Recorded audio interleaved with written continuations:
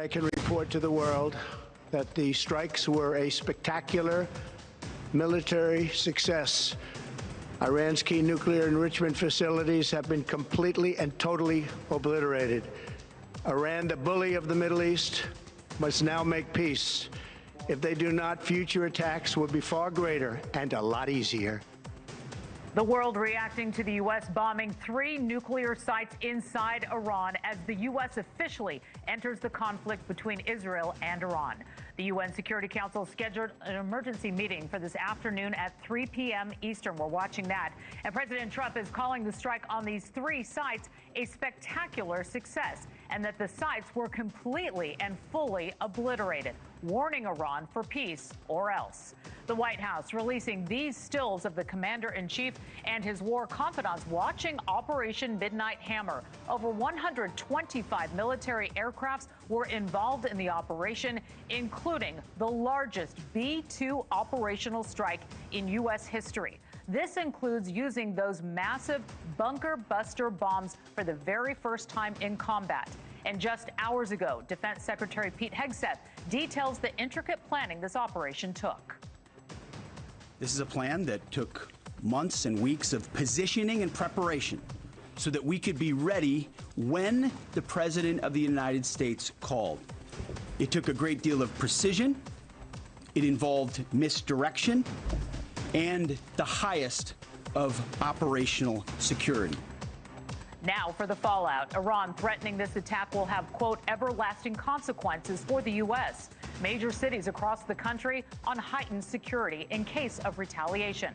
The NYPD announcing they are deploying additional assets across the city in wake of this attack. And it's not just retaliations, but cities are preparing for protests as well. And Iran's foreign minister will reportedly meet with Russia's President Putin tomorrow to possibly coordinate a response to the attacks. Iran saying the U.S. crossed a major red line. And a Russian senior official saying Trump started a new war with this attack on Iran. NewsNation has global team coverage with everything you need to know.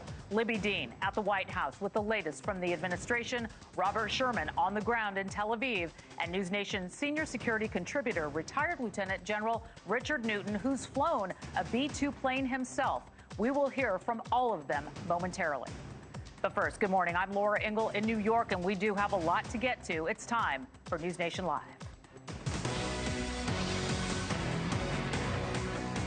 Let's get things started with Libby Dean. She joins us from the White House. Libby, tell us more about the attack and what you're hearing there at the White House.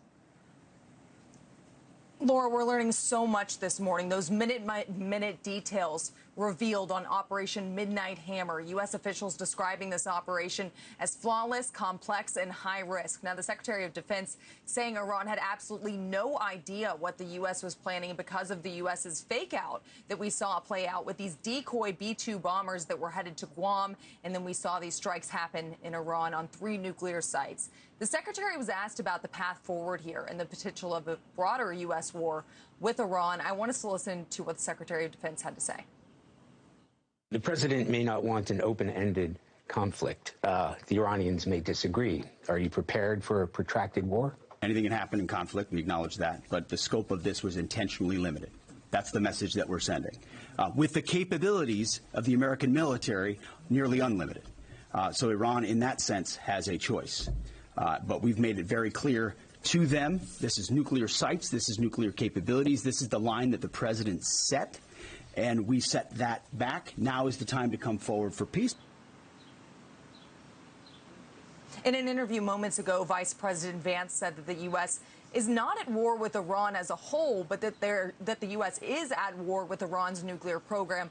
That is a message out of the Trump administration that we've continued to hear this morning following these strikes. And that program, the nuclear program of Iran's, now Pentagon officials are saying it's, quote, obliterated.